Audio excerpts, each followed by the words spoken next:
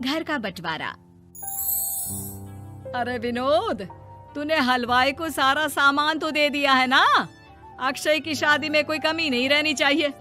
आखिर सबसे छोटा भाई है तुम सबका। हाँ माँ, आप चिंता मत करो, मैं पूरा ध्यान रखूंगा। मंगल बेटा, तूने तो कहा था कि फूल का ऑर्डर दे दिया है, यहाँ तो फूल पहुँचे ही नहीं। अब क्या बहू की विदाई के बाद फूल आएंगे? माँ, मैंने अभी बात की है फूल वाले से, वो रास्ते में ही है। आप किशोर भैया से क्यों नहीं कहती कुछ करने को? किशोर पहले ही मेरे बताए काम कर रहा है। पास के सभी रिश्तेदारों और मोहल्ले वालों को कार्ड वही तो देकर आया था। रिसेप्शन के लिए हॉल भी उसी ने बुक किया था। टेंट कुर्सी वालों को भी तो वही देख रहा है। पर कई मोहल्ले वाले तो हमारे भरे पूरे परिवार से जलते भी हैं। उन्हें बुलाने की क्या जरूरत थी? बेटा, शादी ब्याह में तो बुलाना ही पड़ता है, नहीं तो लोग क्या कहेंगे। दादी दादी देखो ना, हलवाई अंकल हमें लड्डू नहीं दे रहे, आप इनको डांटो ना। अरे चैन सुख दे देना बच्चों को लड्डू, क्यों तंग कर रहा है इन्हें? बीबी जी, मैं कहाँ मना कर रहा हूँ, लेकिन लड्डू बनते ही ये बच्चे उठा उठा कर खा लेते हैं। अरे मैं तो इन्हें थाल में रख के परोस भी नहीं पा रहा। भागो, अब कोल्ड ड्रिंक पीने चलते हैं। भागो भागो, अब कोल्ड ड्रिंक पीने चलते हैं। जैसे कि आप देख रहे हैं, आज इस घर के सबसे छोटे बेटे अक्षय की शादी है। घर में बहुत चहल पहल है। कुलभूषण की बीवी कमला को फुर्सत ही नहीं है कामों से, लेकिन कुलभूषण और घर के बाकी लोग कहाँ हैं? आइए देखते हैं। अजी, आप यहाँ आराम से बैठकर गाने सुन रहे हो और घर में अभी तक इतने काम बचे हैं करने को। अरे भाई, मेरे सबसे छोटे बेटे की शादी है, इसके बाद तो मैं अब चिंता मुक्त हो ही जाऊंगा। और फिर घर में तुम हो, बेटे बहुएं हैं, तुम लोगों के होते हुए मैं क्यों काम करूं? मैं तो शान से बेटे की शादी में जाऊंगा तैयार होकर। अरे ठीक है, अब आप आराम ही कीजिए। एक बार अभिषेक की बीवी आ जाए, फिर मैं भी आराम करूंगी और मेरी चारों बहुएं पूरे घर की जिम्मेदारियां संभाल लेगी। इतना कहकर कमला वापस अपने काम में लग जाती है। बेटा भी, तू अब तक तैयार नहीं हुआ? किससे बात कर रहा है फोन पर? तैयार कैसे हूँ? सैलून जाने से तो आपने मना किया है, क्योंकि मुझे हल्दी लग चुकी है। भाभीयों को देखो, सुबह से पार्लर में है। अक्षय की शादी हो जाती है और नंदिता बहू बनकर घर आ जाती है, लेकिन इस घर की खुशियों को मानो किसी की नजर लग गई थी। नंदिता के आने के बाद आए दिन घर की शांति भंग होती रहती। अपने माँ बाप की इकलौती बेटी को इतने बड़े परिवार की जिम्मेदारियां कहाँ संभालनी थी? अभी देखो ना, मेरे हाथों की मेहंदी भी अभी नहीं उतरी है और तुम्हारी मम्मी ने मुझे घर के कामों में लगा दिया। मैंने सोचा था कि घर की सबसे छोटी बहू होने के कारण मुझे सब पलकों पर बिठा के रखेंगे, पर यहाँ तो पलक झपकने की भी फुर्सत नहीं मिलती।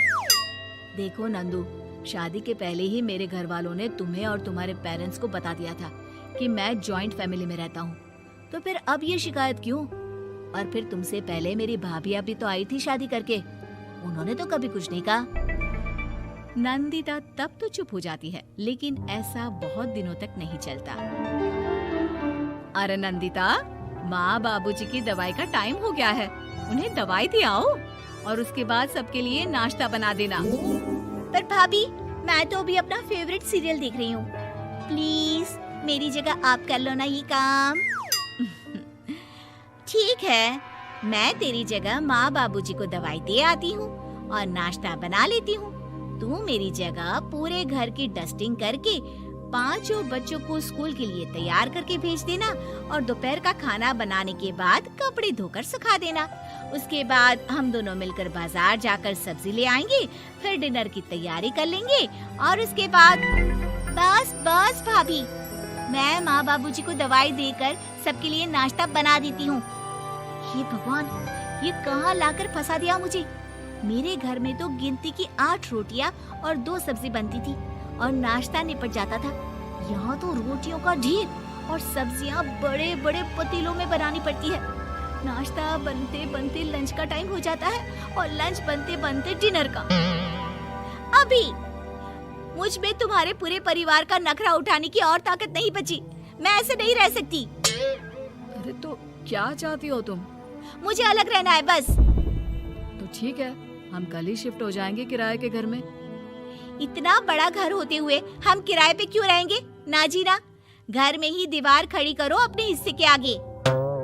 घर के साथ साथ घर की खुशियों में भी दीवार खींच जाती है। ऐसे ही कई महीने बीत जाते हैं और नंदिता माँ बन जाती है।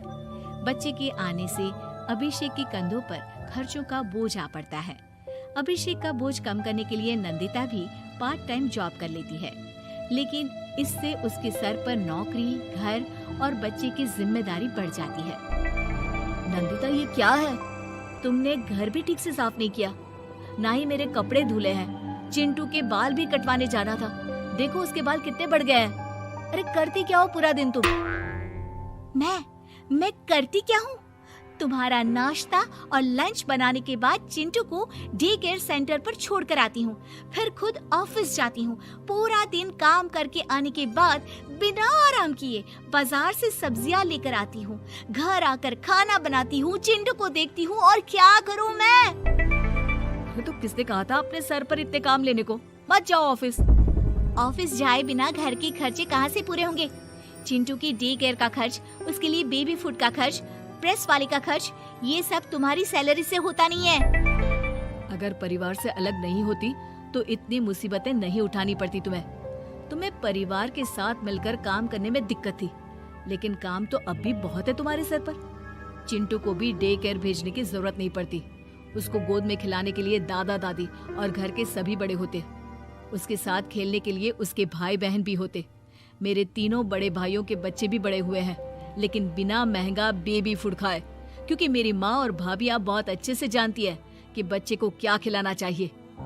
बिजली के बिल जैसे खर्चे भी सब मिलकर बांट लेते थे, लेकिन तुम्हें तो सबसे अलग रहने में ही मजा आता है, तो अब शिकायत क्यों करती हो? बस करो अभिषेक, बस करो। मैं मानती हूँ कि मैं गलत थी। मेरे एक गलत फैसले ने हमें बिल्कुल अकेला कर दिया है सबसे। एक घर में होते हुए भी हम बाकी परिवार से अजनबियों की तरह रह रहे हैं। अभिषेक और नंदिता की सारी बातें घर के बाकी लोगों को सुनाई दे रही थी।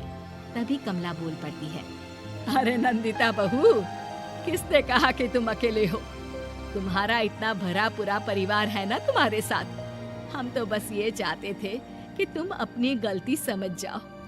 अगर हम तुम्हें समझाते तो शायद तुम ना समझती, लेकिन अपनी गलती का एहसास तुम्हें खुद हो गया है, तो अब तुम समझ चुकी हो परिवार में एक साथ रहने का मोल क्या होता है। मम्मी जी, मुझे माफ कर दीजिए, अब ऐसा दोबारा कभी नहीं होगा। अरे माफी बाद में, पहले मेरा पोता जरा मेरी गोद में तो दे, और तू जाकर सबके लिए चाय बना ला।